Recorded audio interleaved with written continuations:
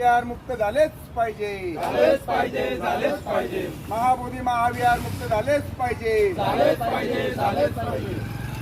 बुद्धगया आमच्या हक्काचं.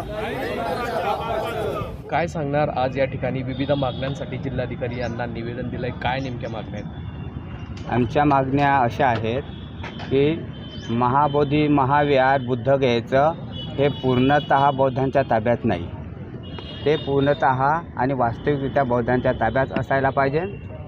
आणि जो त्याच्यासाठी ॲक्ट केलेला आहे 1949चा तो रद्द व्हायला पाहिजे. आणि जी काही तिथली कमिटी आहे हे पूर्णतः बौद्धांचीच कमिटी असायला पाहिजे, विशेषतः त्यात बौद्ध भिक्षू असायला पाहिजे सर्वच. हीच आमची एक मागणी आहे.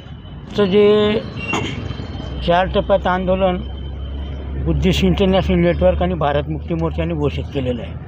दोन्ही संघटना वेगवेगळ्या आहेत, पण त्या बामचेपच्या ऑफशूटिंग आहे. बुद्धिस्ट इंटरनॅशनल नेटवर्कमार्फत जे बौद्धगयाला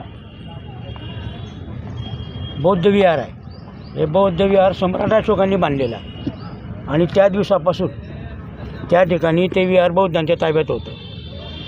परंतु प्रतिक्रांती झाल्यामुळे ते बौद्ध विहार या देशातील ब्राह्मणांनी ताब्यात घेतलं.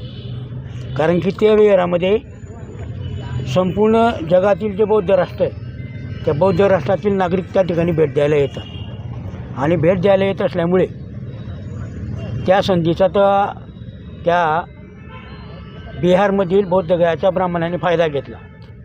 त्या ठिकाणी ते विहार त्यांनी कैबीज केलं.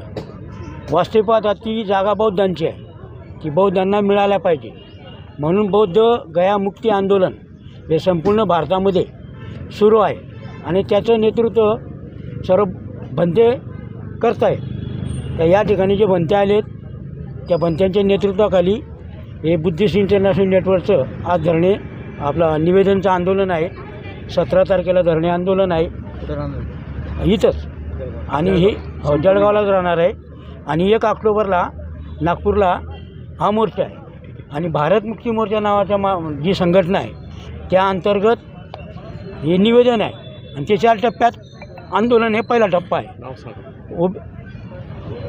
माझं नाव सुमित्रा आयरे, राज्य संयोजक बहुजन क्रांती मोर्चा.